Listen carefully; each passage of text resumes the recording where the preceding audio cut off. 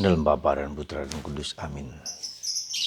Bapa, puji syukur kami aturkan kepadamu bahwa Engkau menunjukkan perspektif kehidupan, bahwa hidup itu bukan hanya sesuatu yang ada di dunia ini, sesuatu yang kita raih, kita rengkuh, kita miliki, kita kejar supaya kita bahagia.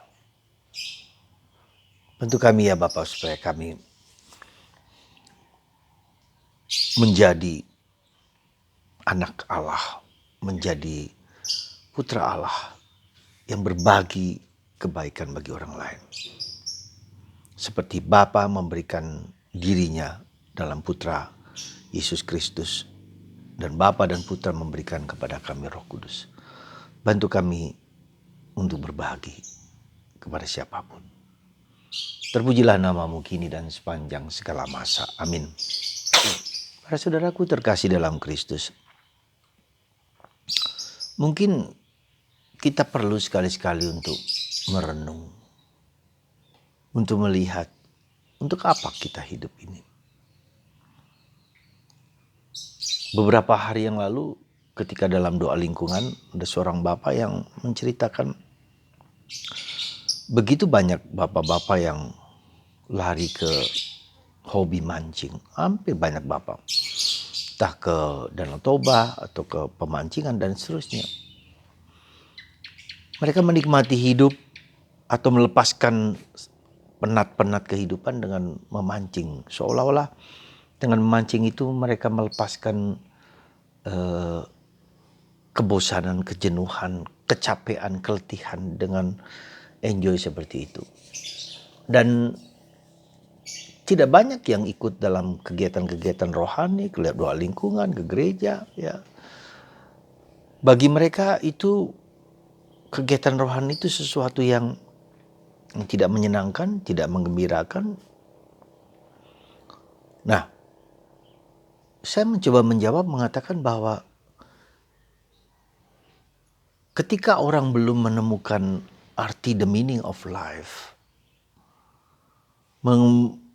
merenungkan dan memiliki arti kehidupan, makna kehidupan, maka orang enjoy aja, menikmati aja apa yang ada tanpa melihat apa yang kemudian terjadi ke depan. Tanpa melihat bahwa ada tantangan, ada ancaman, ada sesuatu yang Tuhan telah tanamkan dalam diri kita. Yaitu apa? Bahwa Tuhan memperhatikan kita. Satu helai rambut pun tak akan rontok tanpa izin Tuhan. Burung pipit dirawat oleh Tuhan, diberikan burung makan oleh Tuhan, apalagi kita manusia. Nah, saudaraku terkasih, panggilan hidup untuk memberi makna kehidupan itulah yang menurut saya perlu kita renungkan dan kita lihat. Bila tanpa itu maka kita akan mudah sekali terpancing, terperosok kepada hal-hal yang menurut saya adalah hal-hal yang sepele, yang orang tidak bisa melihat antara esensi, antara hakikat kehidupan dengan sesuatu tambahan, sesuatu yang yang biasa-biasa saja. Nah, maka saudaraku terkasih, Yesus hari ini meneguhkan kita bahwa kita dipanggil, sekali lagi dipanggil untuk ikut serta dalam karya keselamatan Tuhan. Seperti Tuhan yang memberikan dirinya kepada kita, seperti Tuhan yang menciptakan kita secitra dan segambar dengan Allah, itulah yang mau disampaikan Tuhan kepada orang lain. Ini loh manusia itu berharga. Ini loh manusia itu bernilai. Ya, kalau burung pipit yang baru saja bunyi, burung lovebird itu bunyi, dipelihara oleh Tuhan, dia mendapat makanan dan seterusnya dan tidak akan mati, apalagi manusia. Sikap Allah yang giving and sharing inilah yang menjadi poin kita untuk berbagi kepada bangsa, kepada orang lain, kepada siapapun. Ya. Bila tidak demikian maka kita kehilangan kesempatan untuk berbakti kepada Tuhan, untuk memberi makna kepada kehidupan yang Tuhan telah berikan. Seandainya saja barang-barang benda-benda di depan kita, tong sampah, rumput, ya, bunga-bunga kecil yang kuning yang indah itu kecil saja. Ya, walau bunga-bunga pohon-pohon yang bergerigi dengan warna yang coklat dan kemerahan maron dan seterusnya. Itu saja mempunyai makna.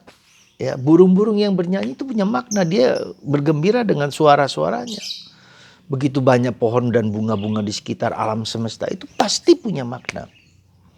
Apalagi Anda, apalagi kita.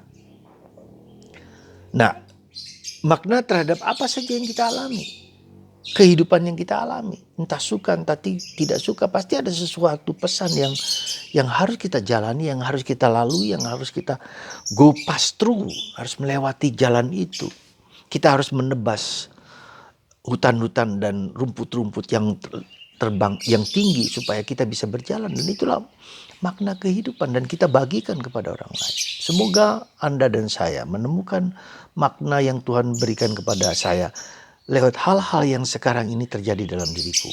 Entah Anda sebagai seorang polisi, entah Anda sebagai seorang tentara, entah Anda sebagai seorang imam, seorang suster, seorang apa, pasti mempunyai peran-peran itu diberikan Tuhan supaya kita bisa membagikan makna kehidupan dari apa yang kita jalani dalam keseharian.